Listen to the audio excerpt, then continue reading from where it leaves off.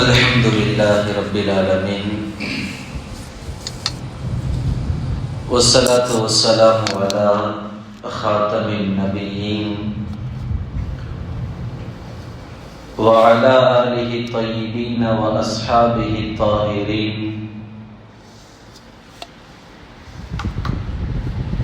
والمؤمنين والمسلمين كلهم أجمعين. أما بعد، أعوذ بالله من الشيطان الرجيم. بسم الله الرحمن الرحيم. புகழனை அல்லாஹ் ஒருவனுக்கே. ஸலவாத்தும் ஸலாமும் கண்மணி நாயகம் முஹம்மது ரசூலுல்லாஹ் ஸல்லல்லாஹு அலைஹி வஸல்லம் அவர்களின் மீதும்,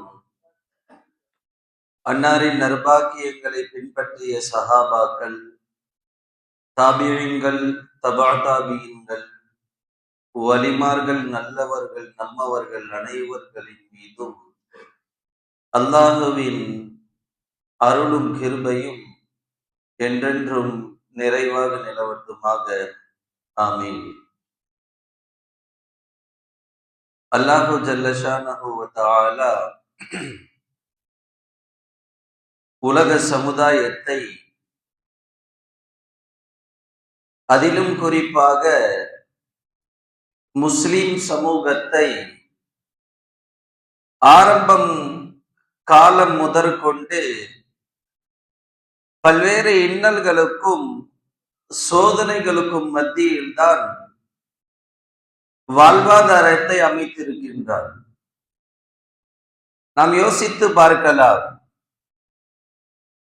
அன்றாட வாழ்க்கையில் நாம் சந்திக்கின்ற சோதனைகள், அது குடும்ப ரீதியாக இருக்கட்டும், முஹல்லா ரீதியாக இருக்கட்டும், தன் ஊர் பொறுப்புகளாக இருக்கட்டும், நாடு ரீதியாக இருக்கட்டும், எந்த ரீதியில் பார்த்தாலும் மனித சமுதாயம் பல்வேறு இன்னல்களுக்கும் சோதனைகளுக்கும் மத்தியில் தான் சிக்குண்டிருக்கிறார்கள்.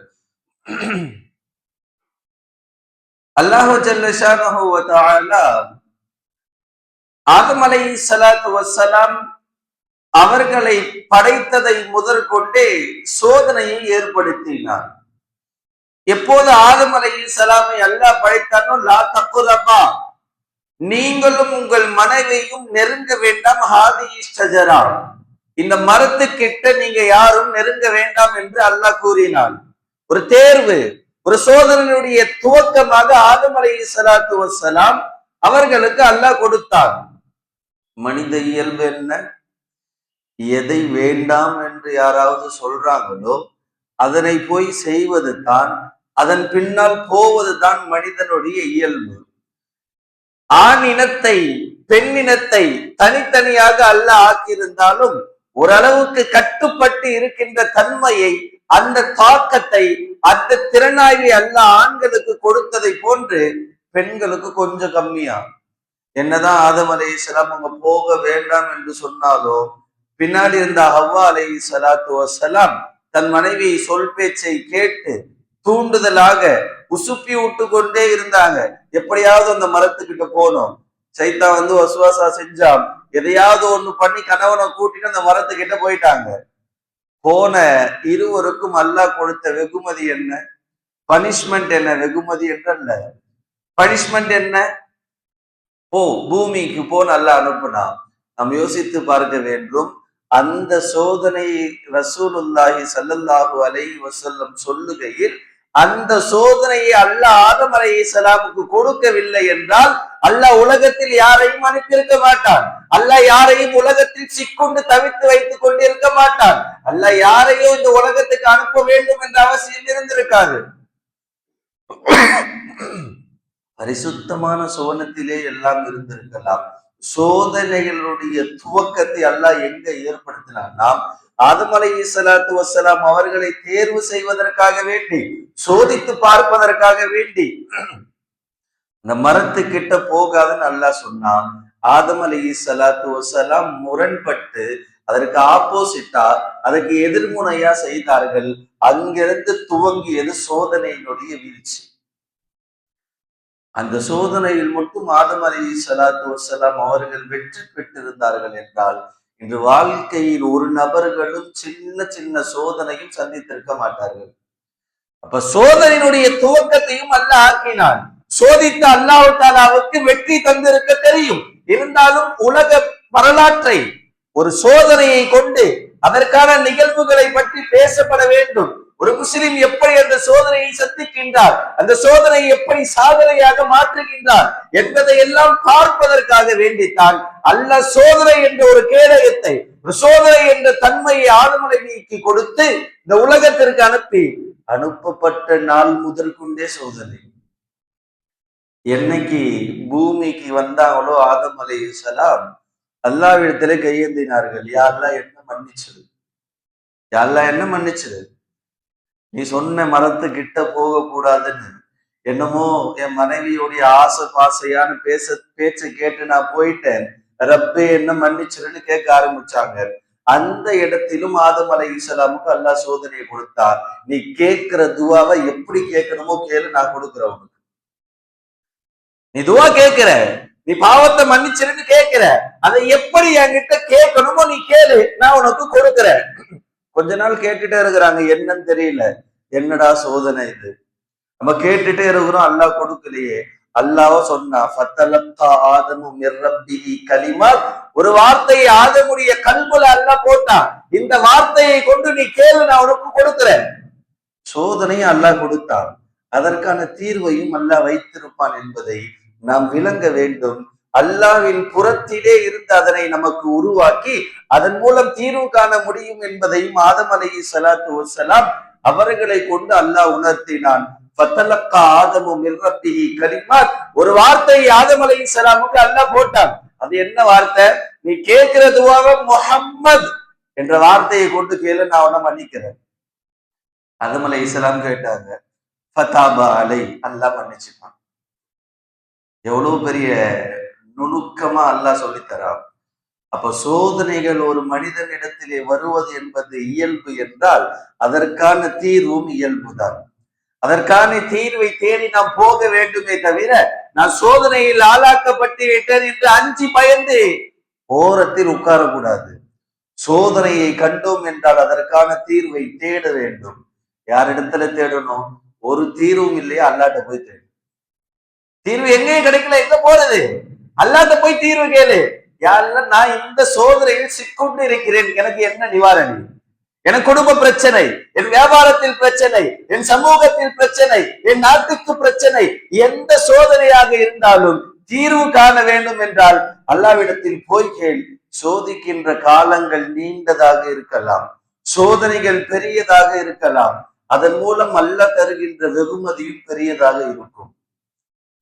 இன்னைக்கெல்லாம் ஆங்காங்கே சோதனைகளை எல்லாம் நாம் சாதனையாக்க வேண்டும் என்றெல்லாம் நினைத்து கொண்டு இருக்கிறோம்.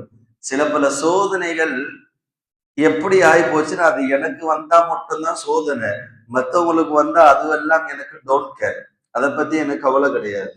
என் பக்கத்து வீட்டுக்காரன் வந்தா எனக்கு என்ன, என் பக்கத்து தெருவுடையவனுக்கு வந்தா எனக்கு என்ன, என் பக்கத்து ஊருடையவனுக்கு வந்தா எனக்கு என்ன, அவன் அடிப்படுறான், அவன் சாகுறான், அதை பத்தி எனக்கு என்ன கவலை? என் குடும்பத்திற்கு ஒண்ணு வந்தால் நான் கவலைப்படுவேன். எனக்கோ என் மனைவிக்கோ என் குடும்பத்தை சார்ந்தவருக்கு ஒரு பிரச்சனை வருகிறது என்றால் நான் முன்னால் நிற்பேன். மற்றவருக்கு வந்தால் நான் அதை பற்றி சிந்திக்கவும் மாட்டேன் என்று தான் இன்று இஸ்லாமிய சமூகமும் இருக்கின்றது. நிறைய பேருக்கு என்ன நிகழ்ச்சிகள், என்ன சோதனைகள் நடக்கிறது என்பதும் கூட தெரியவில்லை. எத்துணை பேருக்கு தெரியும் பலஸ்தீனில் என்ன நடக்கின்றது?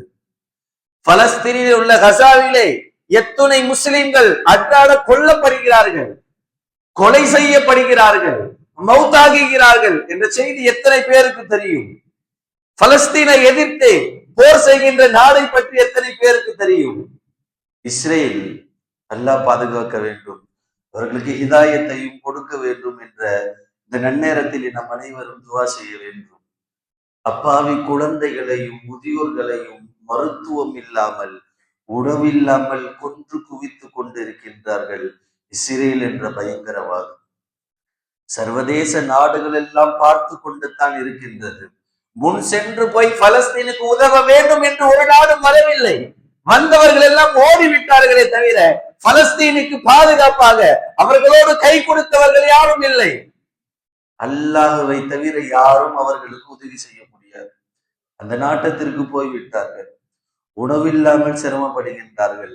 நம்மெல்லாம் ஒருவேளை சாப்பிடவில்லை என்றால் என்னமோ அப்படியே கேராகுது, தலை சுத்துது என்றெல்லாம் பேசிக் கொண்டிருக்கிறோம். சர்வ சாதாரணமாக பசியில் குழந்தைகள் நடந்து போய் கொண்டிருக்கிறார்கள். மயக்கத்தில் கீழே விழுகிறார்கள்.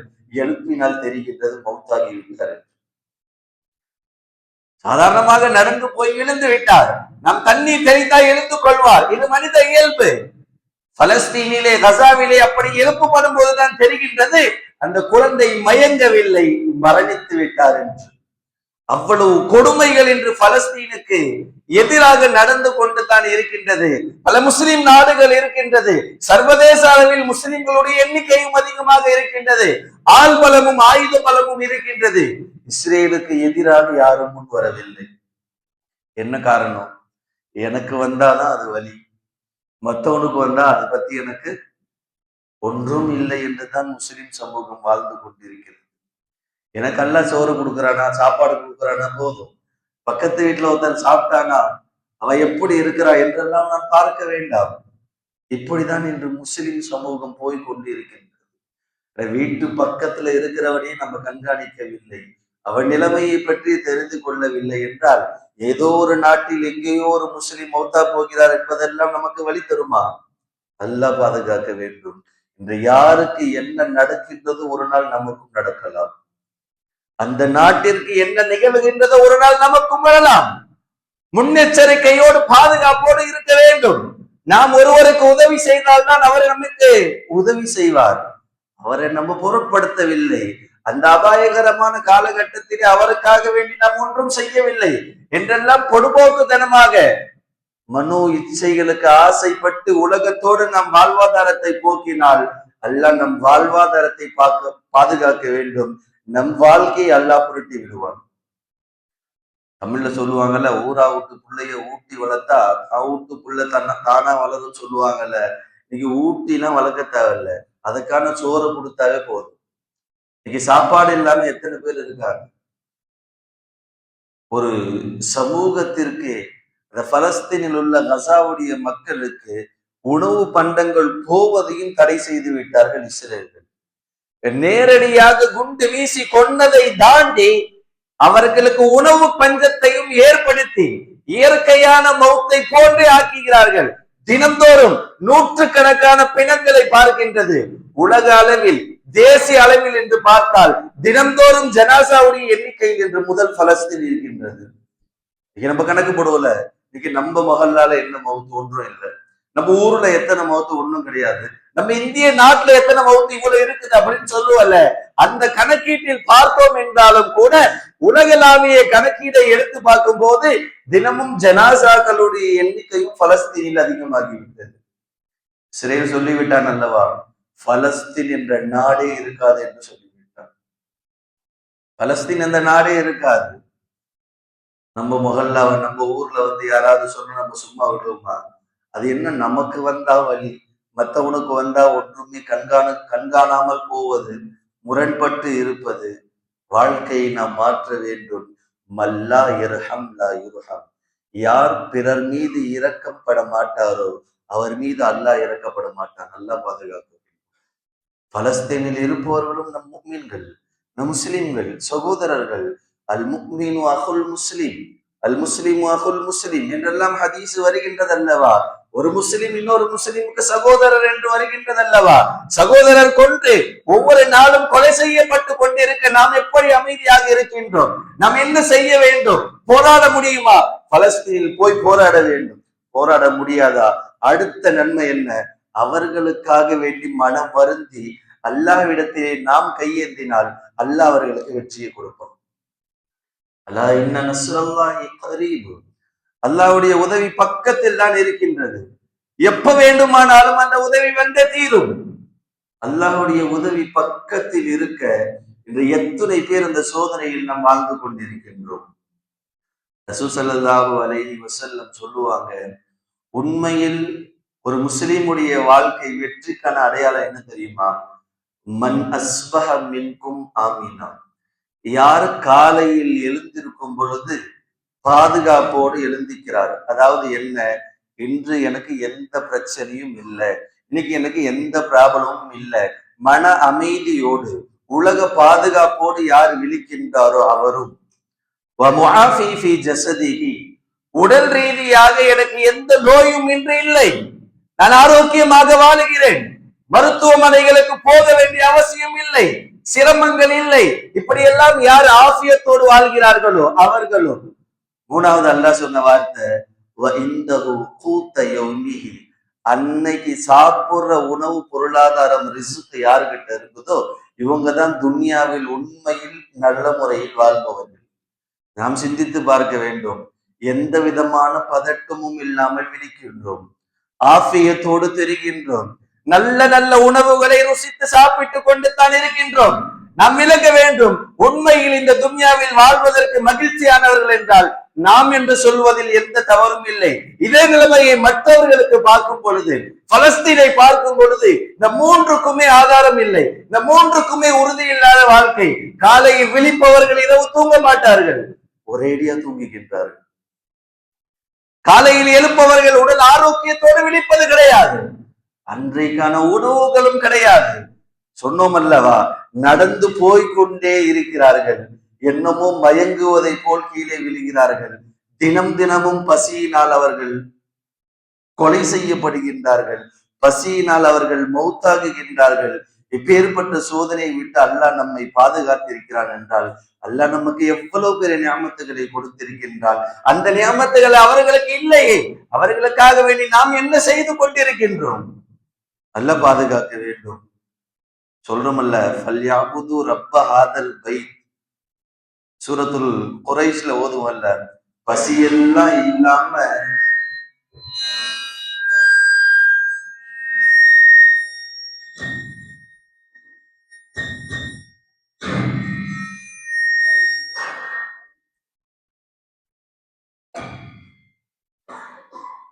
பசியெல்லாம் இல்லாம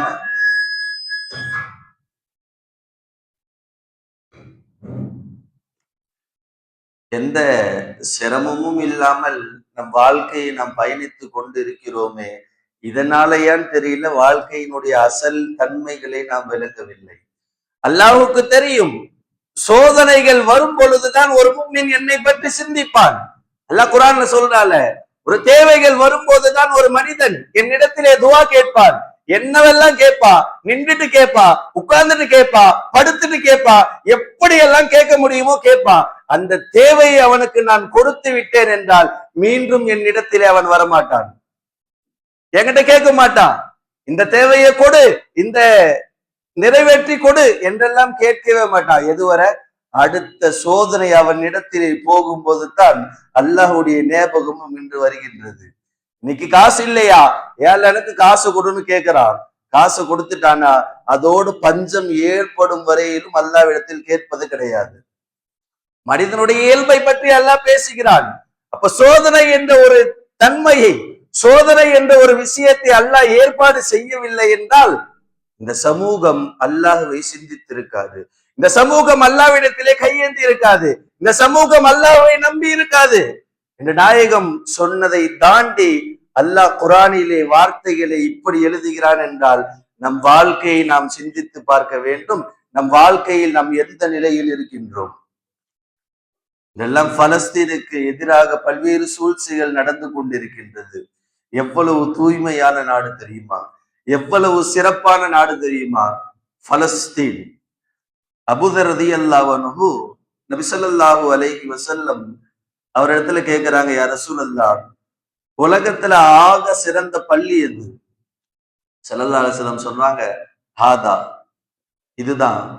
கேட்டவங்க எங்க இருந்து கேட்டாங்கன்னா காபத்துல்லாஹ்ல இருந்து, உலகத்திலேயே ஆக சிறந்த பள்ளி எதுன்னு அபூதர் ரலியல்லாஹு அன்ஹு கேட்கும் போது, ஹாதல் மஸ்ஜிதுல் ஹராம், மஸ்ஜிதுல் ஹராம் தான், காபத்துல்லா தான் உலகத்துல ஆக சிறந்த பள்ளின்னாங்க ஸல்லல்லாஹு அலைஹி வஸல்லம். அடுத்து கேட்டாங்க, யா ரசூலுல்லாஹ், அடுத்து எந்த பள்ளி உலகத்துல ஆக சிறந்த பள்ளி? ஸல்லல்லாஹு அலைஹி வஸல்லம் சொன்னாங்க, பைத்தல் மக்தஸ், இந்த பைத்துல் முகத்தஸில் இருக்கக்கூடிய இந்த பலஸ்தீனில் இருக்கக்கூடிய மஸ்ஜிதை அக்ஸாதான் ஆக சிறந்த பள்ளின்னாங்க ஸல்லல்லாஹு அலைஹி வஸல்லம். அப்ப உலக நாடுகளில் உலக இடத்தில் எடுத்தாலும் கூட காபத்துல்லா மதீனாவுக்கு அடுத்து சிறப்புள்ள இடம் என்றால் பலஸ்தீன் தான் ஸல்லல்லாஹு அலைஹி வஸல்லம் வரையறுத்தார்கள். அந்த பலஸ்தீன் என்ற நாட்டை இன்று இல்லாமல் ஆக்குவன் என்று இஸ்ரேல் சொல்லுகிறானே, அவன் நிலைமையை நாம் யோசித்து பார்க்க வேண்டும். சூரத்துல் ஃபாத்திர்ல யாசீருக்கு முன்னாடி உள்ள சூறால அல்லாஹ் சொல்லுவான் கடைசியில, சில பேருடைய அட்டுழியங்கள் அனாச்சாரங்களை நான் விட்டு கொண்டே இருப்பேன், மிக நீண்ட நாள் அவர்களை விட்டு பார்ப்பேன் திருந்துகிறார்களா என்று. கடைசியில் அதனை புரட்டி போடுவேன், மாற்றுவேன். அப்போது அவர்களை ஒன்றும் இல்லாமல் ஆக்கிவிடுவேன், ஒன்றும் இல்லாமல் ஆக்கிவிடுவேன். அகல் யுத்தம் ஸல்லல்லாஹு அலைஹி வஸல்லம் அவர்கள் கந்தக்கு போர் களத்துல போருக்கு முன்னாடி ஒரு செய்தி வருது, எதிரிகள் 70,000-த்திற்கும் மேற்பட்டவர்கள் இருக்கிறார்கள், 1/3 கூட நம்ம கிட்ட கிடையாது. ஸல்லல்லாஹு அலைஹி வஸல்லம் பேசுறாங்க, என்ன செய்யறது? அங்கிருந்து வந்தாங்கன்னா 70,000 பேர் நம்மள காலி பண்ணிடுவாங்க, என்ன பண்ணலாம்? போர் என்றால் என்ன? போவார்கள், அம்பெறிந்து போர் செய்வார்கள், வாளேந்தி போர் செய்வார்கள், வெற்றி ஒரு நாள்கள் கண்டு வந்து விடுவார்கள். சல்மான் பாரிசி ரலியல்லாஹு அன்ஹு சொன்னாங்க, யா ரசூலல்லாஹ், அந்த எதிரிகள் மதீனாவுக்குள்ளால் வராமல் இருக்க மதீனாவை சுற்றி அகல் தோன்றுவோம், பள்ளம் தோன்றுவோம், இந்த பள்ளத்தை தாண்டி அவர்கள் வர முடியாது, தூரத்திலிருந்து தாக்குதல் நடத்தினால் சேதாரம் கம்மியாக இருக்கும் யா ரசூலல்லாஹ். சல்மான் பாரிசியுடைய மஷூராவை கேட்ட யா ஸல்லல்லாஹு அலைஹி வஸல்லம் அகல் தோன்றினார்கள், 1 மாத காலம் தோன்றினார்கள், அதற்கு அதிகமாகவும் தோன்றினார்கள். 70,000 பேரும் போர் செய்வதற்காக வேண்டி வந்தார்கள், போர் செய்ய ஆரம்பித்தார்கள். ஏறத்தாழ 1 மாத காலம் அங்கும் இங்கும் போர் செய்து கொண்டே இருந்தார்கள். எவ்வளவு நாள்? ஸல்லல்லாஹு அலைஹி வஸல்லமுடைய காலத்துல 2-3 நாள் நடக்கின்ற போர், சண்டை சச்சரவு என்பது ஒரு நீண்ட காலமாக 1 மாத காலம் நடந்தது. இன்று இஸ்ரேல் பலஸ்தீனுக்கு எதிராக போர் எவ்வளவு நாள் செய்கின்றார்கள்? 22 மாதம் ஆகிவிட்டது. ஏறத்தாழ 70 ஆண்டுகளாக இஸ்ரேலும் பலஸ்தீனும் போரில் தான் இருக்கிறார்கள். தொடர்படியாக 22 மாதங்கள், ஏறத்தாழ 2 வருடத்துக்கு 2 மாசம் கம்மியா போர் செஞ்சுட்டே இருக்கிறாங்க. தினமும் கொலை செய்து கொண்டே இருக்கிறார்கள், தினமும் சின்ன சின்ன குழந்தைகள் எல்லாம் மௌத்தாகி கொண்டே இருக்கிறார்கள். சிரமத்தை பார்க்க வேண்டும். இந்த முஸ்லிம் சமூகம் பாராமல் இருக்கின்றது. அரபு தேசங்கள் எல்லாம், அரபு நாடுகள் எல்லாம் கண்ணும் காணாமல் இருக்கிறார்களே. அல்லாஹ் நாட்டையும் பாதுகாக்க வேண்டும், அரபு நாட்டையும் பாதுகாக்க வேண்டும். சகோதரத்துவமுடைய நாடு, ஸல்லல்லாஹு அலைஹி வஸல்லம் அவர்களால் தலை சிறந்த நாடு என்று சொல்லப்பட்ட பலஸ்தீன் இன்று ஒன்றும் இல்ல நாடாக இஸ்ரேல் ஆக்கிவிட்டது என்றால், அல்லாஹு ஜல்ல ஷானஹு வ தஆலா அந்த நாட்டை பிற்காலத்தில் எப்படி ஆக்குவான் என்பதை சிந்திப்போமே, ஆனால் ஒன்றும் இல்லாமல் ஆக்கி விடுவான். பெரும் பெரும் படைகளை வைத்திருந்தார்கள். நம்ரூது சொன்னா இப்ராஹிம் அலைஹிஸ்ஸலாம் இடத்துல, இப்ராஹிமே, உன்னுடைய அல்லாஹ்வினுடைய படை பட்டாளங்களை கொண்டு வா, நானும் என் படை பட்டாளங்களை கொண்டு வருகிறேன், போரிடுவோம், யார் ஜெயிக்கிறான்னு பார்க்கலாம். இப்ராஹிம் அலைஹிஸ்ஸலாம் கேட்டாங்க, அல்லாட்ட, யாரெல்லாம் இப்படி அவர் சொல்றா, என்ன பண்ணலாம்? நம்ரூதை கொண்டு அவனுடைய படையை கொண்டு வர சொல்லு, பார்த்துக்கலாம். இப்ராஹிம் அலைஹிஸ்ஸலாம் போனாங்க நம்ரூத்கிட்ட, நம்ரூதே, உன்னுடைய படைகள் எப்போ வரும்னு சொல்லு, என் படைகளை நான் திரட்டுவதற்கு 3-4 நாள் ஆகும்னா நம்ரூத். 3-4 நாள் லைன்ல நிக்க வைக்கணும்னா எத்தனை லட்சம் பேர் இருந்திருப்பாங்க, எத்தனை 1000 பேர் இருந்திருப்பாங்க. இப்ராஹிம் அலைஹிஸ்ஸலாம் சொன்னாங்க, 3 நாள் நான் வெயிட் பண்றேன், நீ கொண்டு வா. 3 நாள் பார்த்து ஒரு பெரிய பட்டாளங்கள் தூரமா, அப்படியே கண்ணு கெட்டின தூரம் வரை 4 புறத்தில் பார்த்தாலும் நம்ரூதுடைய கூட்டம் நின்று கொண்டே இருக்கின்றது. இப்ராஹிம் அலைஹிஸ்ஸலாம் ஒரே ஒத்தால் வந்து நின்றுட்டு இருக்கிறாங்க. குரான்ல சொல்லுவாங்க காணித்தான் சொல்லி, ஒற்றை படையாக ஒரே ஒரு நபர் வந்து நின்றுட்டு இருக்கிறாங்க இப்ராஹிம் அலைஹிஸ்ஸலாம். அவ்வளவு பெரிய படையை பார்த்து இப்ராஹிம் அலைஹிஸ்ஸலாம் சொன்ன வார்த்தை நம்ரூது கிட்ட, நம்ரூதே, உன் படைகள் பார்ப்பதற்கு கொசுவினுடைய ஒரு இறகை போல் இருக்குதுன்னாங்க நம்ரூது. நம்ரூதுட்ட இப்ராஹிம் அலைஹிஸ்ஸலாம் சொல்றாங்க, உன் படை பார்ப்பதற்கு கொசுவுடைய ஒரு இறகை போல் இருக்கின்றது. நம்ரூது சொன்னானா, உனக்கு பின்னால் அந்த இரவும் இல்லை, பார்த்துக்கோ, உனக்கு பின்னாடி யாருமே இல்லை, பார்த்துக்கோ. அல்லாஹ் இப்ராஹிம் அலைஹிஸ்ஸலாம் சொன்னானா, யா கலீலுல்லாஹ் இப்ராஹிமே, உன் வாயிலிருந்து கொசு என்று வந்து விட்டது, என் படைகளின் கொசு படையை நான் இன்று அனுப்புகிறேன், நம்ரூதுடைய ஒட்டுமொத்த படையும் காலியாக்கிவிடும்.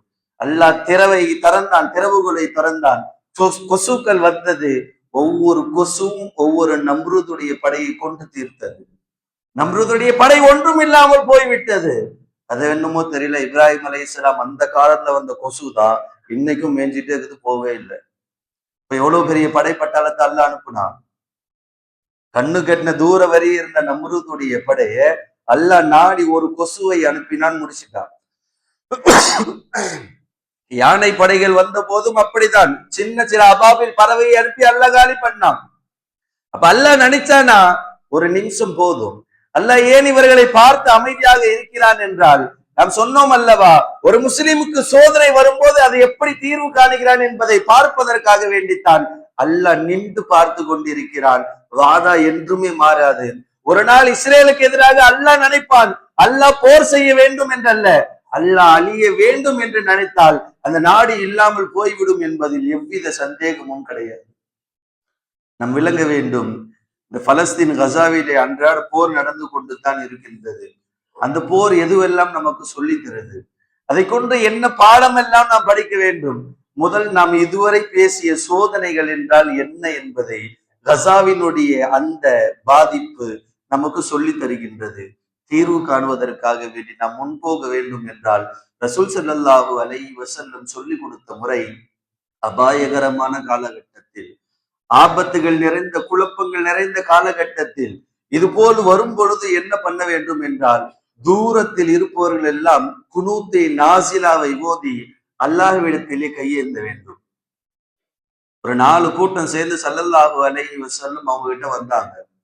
ரொம்ப நாடகம் எல்லாம் ஆடி ரொம்ப நடிச்சு ஒரு 4 கூட்டத்தை சேர்ந்தவங்க, யார ரசூலல்லாஹ் நாங்கெல்லாம் ரொம்ப திருத்திட்டோம், எங்க ஊருக்கு ஒரு 40 பேர் அனுப்பி விடுங்க, அந்த ஊர் மக்களை திருத்தி நாங்க ஸல்லல்லாஹு அலைஹி வஸல்லம் உங்க மதீனாவுக்கு கொண்டு வந்து இஸ்லாத்தை ஏற்கிறோம் என்றெல்லாம் பேசி 70 ஹாஃபிதுகளை ஸல்லல்லாஹு அலைஹி வஸல்லம் அனுப்பி வைக்கிறாங்க.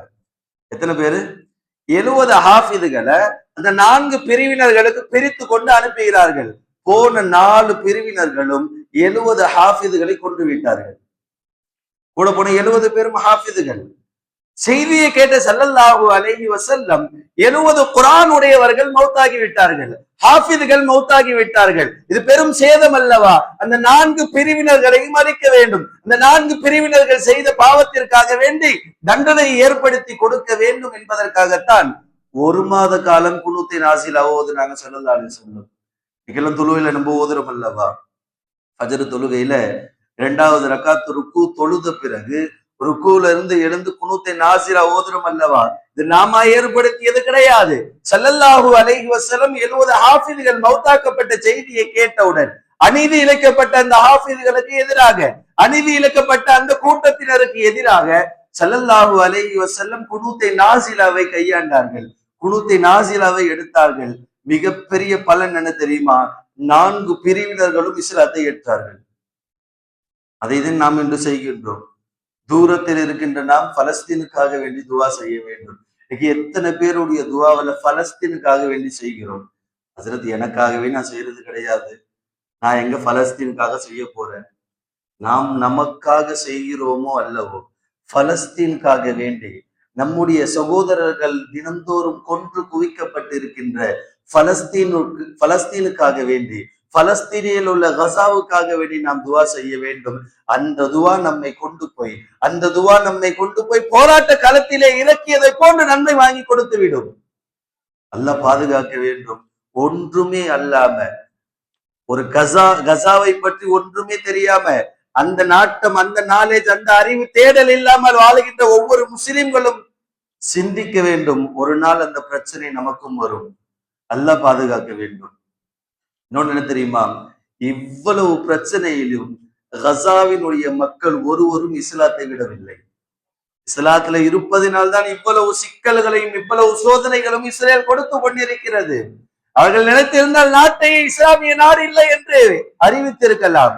நான் மௌத்தா போனாலும் நான் முஸ்லீமாகத்தான் போகும் என்ற அந்த ஈமானில் உறுதியோடு இருக்கிறார்களே, அவர்களை போன்று ஈமான் நமக்குள்ளதான். ஒரு மனைவி, கணவன் மௌத்தா போகிவிட்டார், கண்ணுல இருந்து ஒரு டிராப் தண்ணீர் கூட வரல. எல்லாம் கேட்கிறாங்க, வாழ்க்கையினுடைய மிகப்பெரிய துணையான கணவனை நீ இழந்து விட்டாயே, உன் கண்ணீரில் கண்ணீர் கூட வரவில்லை என்றால் நீ எல்லாம் ஒரு பொண்ணான்னு கேட்கும் போது அந்த பெண் சொன்ன வார்த்தை, என் கணவன் ஷஹீதாக்குகிறார் என்ற சந்தோஷத்தில் நான் இருக்கின்றேன். என் கணவர் இயல்பாக மௌத்தாகி இருந்தால், இயற்கையாக மரணித்திருந்தால் நான் அடுத்திருப்பேன். என் கணவன் ஷஹீதாகி விட்டார், என் கணவன் சொர்க்கவாதி ஆகிவிட்டார், நான் ஏன் அழ வேண்டும்? ஒரு பெண்மணி பலஸ்தீன் அதே கசாவிலே ஒரு பிள்ளை 26வது நோன்படிக்கு, கடந்த நோன்புல 25 நோன்பு முடியுது, 26வது நோன்புக்கு புத்தாடை வாங்கி கொண்டு பார்க்கும் பொழுது அந்த குழந்தை மௌத்தாகி கிடைக்கின்றது. 2 கற்களுக்கு மத்தியில் மாட்டிக் கொண்டிருக்கின்றது, மௌத்தாகி விட்டது. அந்த பெண்மணியும் பார்க்க வேண்டும். குழந்தையை புதைத்து விட்டு கபரிலே அந்த துணியை வைத்து அல்லாஹ்விடத்திலே கேட்கின்ற துவா என்ன தெரியுமா? யா அல்லாஹ், நீ என் பிள்ளையை ஷஹீதாக்கியதில் நான் ஆசைப்படுகின்றேன், என் பிள்ளையை ஷஹீதாக்கியதில் நான் சந்தோஷப்படுகின்றேன், நானும் ஒரு நாள் ஷஹீதாகுவேன், என் பிள்ளையோடு என்னை சேர்த்து விடு. எவ்வளவு பெரிய ஈமானுடைய பலம்! ஈமான் இல்லை என்றால் இது போன்ற நிகழ்வுகள் எல்லாம் நடக்காது. ஒவ்வொரு சோதனைகளும் வரும்போது அல்லாஹ் குர்ஆன்ல சொல்வான், ஈமானா, அவருடைய ஈமான் அதிகரித்து கொண்டே இருக்கின்றது. எதுவரை அதிகரிக்குது? அந்த ஈமானுடைய அதிகரிப்பு போய் ஷஹீதுல சேர்த்துடுது. நம்ம இன்னைக்கு எப்படி வேண்டுமானாலும் வாழலாம், எவ்வளவு பெரிய மாளிகையில் வேண்டுமானாலும் வாழலாம், எவ்வளவு பெரிய அவுலியாவாக இருக்கலாம், நாம் முதல் சஃப தக்பீரை தஹரீமாவை விட்டதே இல்லை என்றும் இருக்கலாம். நாம் சொல்ல முடியுமா? நம் உறுதியாக சொல்ல முடியுமா என் மவுத்து நான் முஸ்லிமா இருக்கும் போது வரும்னு சொல்லி? ஹஜ்ஜி செஞ்சிருக்கலாம், பல ஹஜ்ஜி, பல உப்ரா, பல தான தர்மங்கள், நிறைய ஹாஃபிதுகளை உருவாக்கி இருக்கலாம், 100க்கு 100 முஃமினாக இருக்கலாம். அவர்கள் சொல்ல முடியுமா என் மவுத்து நான் முஸ்லிமாக இருக்கும் போது வரும் சொல்லி? யஹூதிகளுடைய சூழ்ச்சி பள்ளிக்குள்ளாலும் போய் முஸ்லிம்களை கொண்டார்கள். இலங்கையில் நாம் கேள்விப்பட்டோம் அல்லவா, பள்ளியில் தொழுதவர்களை யூதர்கள் போய் உள்ளிருந்த அத்துணை தொழுகையாளிகளையும் மௌத்தாக்கினார்கள், வழிச்சாட்டையும் செய்தார்கள். ரலியல்லாஹு அன்ஹு அவர்களையும் அவ்வாறு தான் கொன்றார்கள். எதிர்த்து நிற்பதற்கும், எதிர்த்து போர் செய்வதற்கும், எதிர்த்து சண்டை போடுவதற்கும் ஒருவருக்கும் துணிச்சல் இல்லை. பள்ளியில் வந்த உமர் ரலியல்லாஹு அன்ஹு அவர்களை அபு லுப்லு என்பவன் கத்தியால் குத்தி குடல்கள் வெள்ளியை வந்து தொங்குகின்றது. அந்த நேரத்தில் உமர் ரலியல்லாஹு சொன்ன வார்த்தை என்ன தெரியுமா? அஸ்ஸலா அஸ்ஸலா, தொழுகை தொழுகை என்று தான் உமர் ரலியல்லாஹு சொன்னார்கள். இதெல்லாம் சின்ன ஜுரம் வந்தாலும் தொழுகைக்கு போனோமா அப்படின்னு நினைச்சிருக்கிற நம்மளுக்கு கடைசி மௌத்து வரையிலும் தன் உசுறு போராடி கொண்டிருக்கின்ற அந்த நேரத்திலும் தொழுகைதான் முக்கியம் சொன்னாங்க உமர் ரலியல்லாஹு அன்ஹு.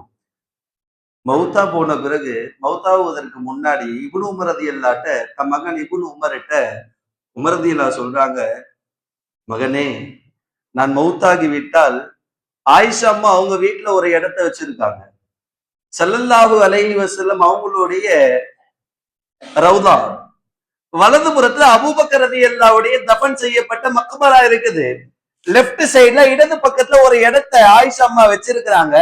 அது அவங்களுடைய தஃபனுக்காக வேண்டி, அவர்கள் அந்த இடத்தில் புதைக்கப்பட வேண்டும் என்பதற்காக வேண்டி வைத்திருக்கிறார்கள். அந்த இடத்தை போய் இந்த உமருக்கு கொடுப்பையான்னு கேட்டுட்டு வந்தாங்க இப்னு உமர். ஜனாதிபதி நாடி இருந்தால் இந்த இடத்தில் தான் நான் புதைக்கப்பட வேண்டும் என்று பிரகடனம் செய்திருக்கலாம்.